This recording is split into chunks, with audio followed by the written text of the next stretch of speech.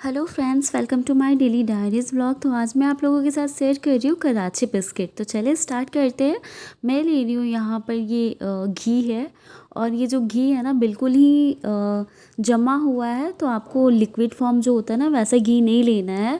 अगर आपके पास लिक्विड घी है, अगर वो पिघल गया है, मेल्ट हो गया, तो आप उसको फ्रिज में रख करके इस तरीके से जमा लीजिए। देन हमें ये घी यूज़ करना है। उसके बाद मैं यहाँ पर ले रही हूँ ये शुगर है। तो इसको नॉर्मल जो चीनी होता है मैंने इसको पीस लिया है। तो इस तरीके से आपको शुगर का पाउडर कर लेना है। तो यहाँ पर मैं घी ले रही हूँ। मैंने इस चम्मच से आपको दिखाया है, छोटी वाली जो चम्मच है जिससे हम खाना खाते हैं, तो वो चम्मच से मैंने 2 चम्मच यहाँ पर घी लिया है। एंड देन शुगर जो मैं ले रही हूँ, तो इस तरीके की छोटी वाली चम्मच से मैं शुगर ले रही हूँ यहाँ पर 3 चम्मच। जैसे कि आप मेज़रमेंट भी अगर जानना चाहेंगे तो आपको समझ में आ पाएगा। तो आपको जितना बिस्किट बनाना है ना उस तरीके से आप मेज़रमेंट इसका कर सकते हैं। तो यहाँ पर इन दोनों चीज़ को लेकर के मैं इस तरीके से इसको हाथ से फेंट लेती हूँ। ये जो ये हैंड बीटर है, मैं इसी से अच्छे तरीके से मिक्स कर लूँगी। क्योंकि वैसे मेरे पास इलेक्ट्रिक बीटर भी है, बट मैं आप लोगों को दिखाने के लिए मैं इसी से बीट कर रही हूँ, क्योंकि बिल्कुल ही ईजी वे में इससे भी बीट हो जाता है। बहुत से ऐसे लोग होते हैं ना कि अगर उनके पास इलेक्ट्रिक बीटर नहीं होता है तो देन वो ऐसे सोचते हैं कि ये बन नहीं सकता, बट बिल्कुल बन सकता है। आपको बस मैंने इसे 10 से 12 मिनट तक अच्छे तरीके से इस तरीके से मिक्स किया है। तो आप देख पा रहे होंगे ना कितने अच्छे से ये फ्लफ़ी हो जाता है। तो बस 10 से 12 मिनट काफ़ी है इसके लिए। ये बिल्कुल ही सॉलिड हो जाता है, ये नीचे भी नहीं गिरेगा। और अब मैं ले रही हूँ यहाँ पर, आप देख पा रहे होंगे बड़ा वाला इस तरीके के मैंने कंटेनर से ये आटा है। अगर आप इसकी जगह पर मैदा लेना चाहें तो आप बिल्कुल यूज़ कर सकते हैं, बट मैंने आटे से ही ट्राई किया है। क्योंकि मैदा कहीं ना कहीं बहुत से लोग इस चीज़ को मैदा पसंद नहीं होता, तो मैंने आटे से ही ट्राई किया है। तो बिल्कुल आटे से भी आप बना सकते हैं। उसके बाद मैं ले रही हूँ यहाँ पर बिल्कुल ही 1 चम्मच से बिल्कुल छोटा सा 1 से 2 पिंच यहाँ पर मैंने बेकिंग सोडा यूज़ किया है। और फिर ये मैं ले रही हूँ यहाँ पर 2 से 3 चम्मच होगा ये कस्टर्ड पाउडर है। फिर ये मैं ले रही हूँ यहाँ पर ये वापस से 2 से 3 मैंने सेम इसी कटोरी से हर चीज़ मेज़र करके यहाँ पर डाला है। तो ये है मिल्क पाउडर। एंड देन मैं ले रही हूँ यहाँ पर ये छोटी इलायची है। उसके बाद मैं ले रही हूँ ये वैनिला का एसेंस है। तो अगर आपके पास ये सारी चीज़ें अवेलेबल है तो आप बिल्कुल यूज़ करिए, और अगर अवेलेबल नहीं है तो आप सिर्फ़ और सिर्फ इसमें इलायची पाउडर ही कूट करके डाल सकते हैं। क्योंकि इलायची पाउडर तो नॉर्मली हम सबके घर में अवेलेबल होता है, तो बिल्कुल आप इलायची पाउडर ही यूज़ कर लीजिए। उसके बाद मैं यहाँ पर डाल रही हूँ ये टूटी फ्रूटी है। तो मैंने यहाँ पर टूटी फ्रूटी भी मिक्स कर लिया है। क्योंकि कराची बिस्किट जो होता है ना उसकी एक स्पेशलिटी जो होती है ना, उसके अंदर टूटी फ्रूटी और देन बहुत सारे ड्राई फ्रूट्स होते हैं। तो मैंने ये सारी जो चीज़ें देखी थी ना, तो मुझे लगा कि मैं भी सारे ड्राई फ्रूट्स बहुत सारे डालती हूँ। तो आपके पास जो भी ड्राई फ्रूट्स अवेलेबल है आप बिल्कुल यहाँ पर यूज़ कर लीजिए। तो मैंने यहाँ पर आलमंड्स एंड ये काजू थोड़े से किस करके उसको अच्छे से घिस दिया था। उसके बाद मैं यहाँ पर यूज़ कर रही हूँ। अब मैं इन सारी चीज़ों को अच्छी तरीके से बिल्कुल ही जेंटली, आप देख पा रहे हैं मैं बिल्कुल भी प्रेशर नहीं लगा रही हूँ, और बहुत ही अच्छे से आपको मिक्स करना है। और मिक्स इस तरीके से करना है ना कि इसमें बिल्कुल भी आपको प्रेशर नहीं लगाना है। क्योंकि ये जो हमने वो जो चीनी और घी से जो हमने मिक्सचर बनाए थे ना, तो वो इसलिए करा जाता है क्योंकि उसमें कुछ एयर्स आ जाएं, और वो हमें एयर को ख़त्म नहीं करना है, हमें उसको बनाए हुए रखना है। तो इसीलिए बिल्कुल ही अच्छे से और जेंटली हाथों से ही बिल्कुल धीरे धीरे आपको इन सारी चीज़ों को मिक्स कर लेना है एक साथ। और मिक्स करते हुए आपको बस ये आपको ऐसा लगेगा ना कि बिल्कुल खुरदुरा सा जो होता है ना, उस तरीके से आपको दिखेगा। तो अब आपको इसको ना थोड़ा सा हाथों से लेते हुए इस तरीके से आपको जैसे मोइन लगाते हैं ना, तो इस तरीके से ये मोइन की तरफ बंध जाना चाहिए, एक पास कलेक्ट हो जाना चाहिए सारे आटे। तो जिस तरीके से हम आटा लगाते हैं रोटी बनाने के लिए, तो आपको उस तरीके से ये नहीं करना है। अगर आपको फिर भी बहुत ज़्यादा ये भुरभुरा सा लगता है, खुरदुरा सा, तो आप इसमें थोड़ा सा घी यूज़ कर लीजिए। तो घी डालने के बाद वापस से ये जब बंधने लगेगा, कलेक्ट हो जाएगा, तो उसके बाद मैं ले रही हूँ यहाँ पर ये एक प्लास्टिक की थैली। लाइक जिस पर आप हम चिप्स वगैरह बनाते हैं ना, तो उस तरीके की आप प्लास्टिक्स ले सकते हैं और इस पर थोड़ा सा आप घी ऑयल जो भी है यहाँ पर उसको यहाँ पर अप्लाई कर लीजिए अच्छे तरीके से। एंड देन इन सारी जो हमने इसको रेडी करके रखा हुआ है, इस सबको मैं यहाँ पर डाल लूँगी और हाथों से इसे इस तरीके से लाइक कलेक्ट करते हुए रखना है। ये बंध जाना चाहिए आपस में, इसकी बाइंडिंग हो जानी चाहिए बहुत ही अच्छे तरीके से। और ये अभी आपको जितना इस तरीके से ये बिखरा हुआ सा दिख रहा है ना, अगर आपको लग रहा है कि ये इस तरीके से नहीं बन पाएगा, ट्रस्ट मी फ्रेंड्स, बहुत ही ज़्यादा अच्छा बनेगा और इसकी वजह से ही ये ज़्यादा अच्छा बनता है। क्योंकि ये जो कुकीज़ होते हैं ना, बिल्कुल ही खाने में ना ज़्यादा सख्त होते हैं ना ज़्यादा नरम होते हैं, क्योंकि कुकीज़ का जो टेक्सचर होता है ना, बिल्कुल ही ऐसा होता है। तो इस तरीके से देख पा रहे हैं आप कितने अच्छे तरीके से बाइंड हो गया। तो अभी मैं इसको अच्छे से बाइंड करने वाली हूँ। अब बस पूरे वीडियो को अंत तक देखिए, बहुत ही इजी वे में आप घर पर कुकीज़ बना पाएंगे। बिल्कुल भी आपको ऐसा नहीं लगेगा कि लाइक आपको मार्केट का कुकीज़ खाने का मन हो रहा है तो आप घर पर नहीं बना सकते, बहुत ही आसानी से बना सकते हैं आप। तो आप देख पा रहे हैं मैंने कितने अच्छे तरीके से इसको फोल्ड कर दिया है इस प्लास्टिक में। तो अभी क्या करना है आपको, अब धीरे धीरे इस पर प्रेस करना है, बिल्कुल ही धीरे धीरे प्रेस करना है, जिससे कि अगर हम रेक्टेंगल शेप में जो कुकीज़ बनाते हैं ना, तो इस तरीके से इसको रेक्टेंगल का एक शेप दे देना है। और ये देख रहे हैं आप, मैं इसको थोड़ा सा हाथों से प्रेस करते हुए एक जगह इकट्ठा करने की कोशिश कर रही हूँ। एंड देन ये जो साइड में इस तरीके से जो प्लास्टिक्स आ रहे हैं ना, मैं यहाँ पर इसको यहाँ पर एक रबड़ लगा दूँगी इस तरीके से इसकी चुटिया करके।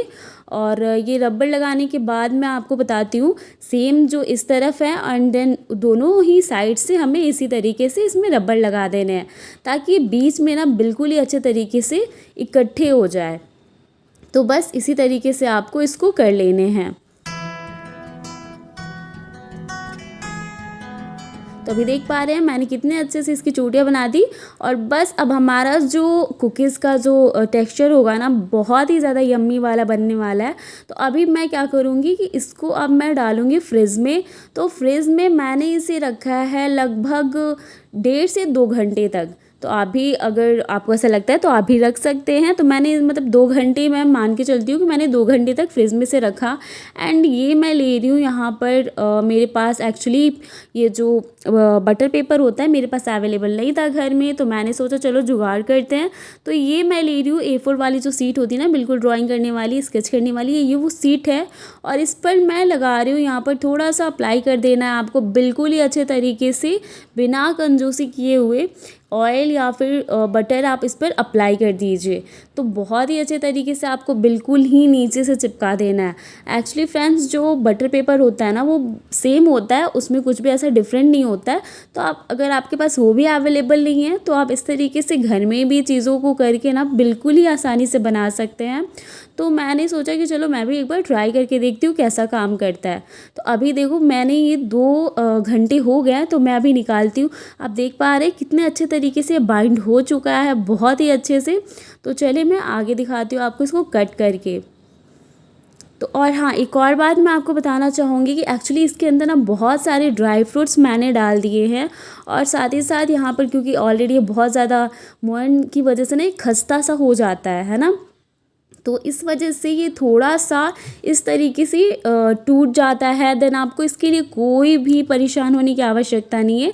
अगर ये टूटता है तो बिल्कुल आप इसे टूटने दीजिए, उसमें कुछ भी परेशानी नहीं होता है। मैं आपको बताती हूँ कि उसका भी आप किस तरीके से अच्छे से उसको भी आप बना सकते हैं। तो बिल्कुल जितना आपका पीसेज अच्छे से निकल पा रहा है आप उसको अच्छे से कट करके निकाल दीजिए। और जो टूट जाता है उसके लिए भी मैं आपको बताती हूँ कि वो कैसे अच्छे से आप उसका सॉल्यूशन कर सकते हैं।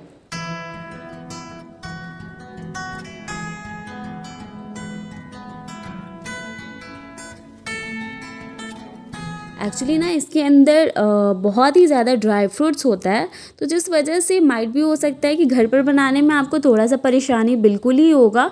क्योंकि यहाँ पर ड्राई फ्रूट्स जो होते हैं ना, जब वो चाकू के नीचे आते हैं ना तो देन वो अच्छे से कट नहीं हो पाते हैं, जिस वजह से ये बिल्कुल ही सॉफ्ट वाला जो टेक्स्चर होता है ना वो थोड़ा सा भरभरा सा हो जाता है, वो टूट जाता है। तो इसके लिए परेशान होने की बिल्कुल आवश्यकता नहीं है आपको। जितना हमारा अच्छा वाला पीसेस निकल रहा है हमें अच्छे तरीके से उसको कट करके बस निकाल लेने हैं।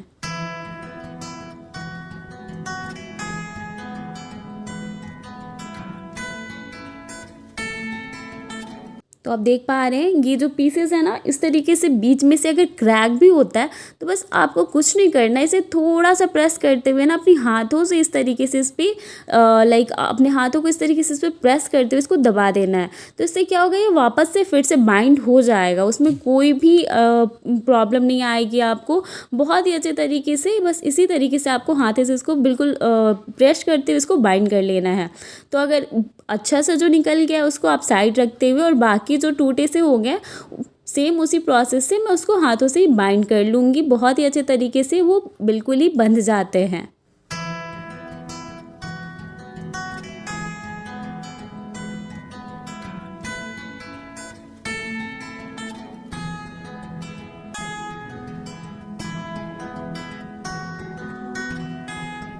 आप देख पा रहे हैं कितने अच्छे तरीके से सारे हो जा रहे हैं। तो सेम उसी तरीके से मैंने सबको ही कर लिया है। और आपको लगता है कि कट करने के बाद थोड़ा सा क्रैक रह जाता है, देन आपको थोड़ा सा प्रेस करते हुए हाथों से उसको वापस से बांध देना है। और जो थोड़ा बहुत नीचे बच जाता है ना, सारे कट करने के बाद जो थोड़े बहुत बच जाते हैं उसको वापस से आप थोड़ा सा हाथों पर लेकर के इस तरीके से गोल वाली या फिर चौकोर वाली शेप दे करके बना सकते हैं। तो ये जो हमारा कुकीज़ है ना वो रेडी हो गया। आप देख पा रहे हैं इसमें कितने सारे ड्राई फ्रूट्स डले हुए हैं, जिस वजह से थोड़ा सा परेशानी आता है, बट कोई नहीं।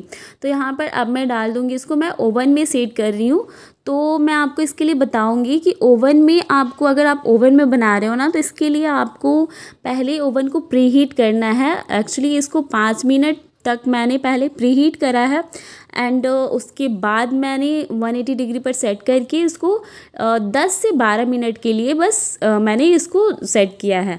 तो अगर 10 से 12 मिनट, एक्चुअली इसमें एक प्रॉब्लम क्या है कि आप जो कुकीज़ बना रहे हो ना, ये उस पर भी डिपेंड करता है कि वो कितने ज़्यादा मोटे और कितने ज़्यादा पतले हैं। तो सेम उसी तरीके से उसके अकॉर्डिंग ही आपको ओवन में सेट कर लेना उसको। और मैं ऊपर से जो एक क्रस्टी वाला जो आपको दिखता है ना, जैसे मार्केट में हम देखते हैं बिल्कुल ऊपर तक वो ब्राउन ब्राउन सा, उस पर ब्राउनिश वाला जो रेडिश वाला जो आ जाता है, तो उसके लिए मैं ऊपर से इसको थोड़ा सा लाइक ये जो दूध होता है ना, दूध को बिल्कुल ल्यूक वार्म करना है आपको, बिल्कुल ही हल्का सा गर्म करने के बाद उसमें थोड़ा सा मैं बटर मेल्ट कर लूँगी और उससे आपको इस पर ऊपर से अच्छे तरीके से बिल्कुल ये जेंटली थोड़ा थोड़ा सा इस पर लगा देना है, इस पर अप्लाई कर देना है।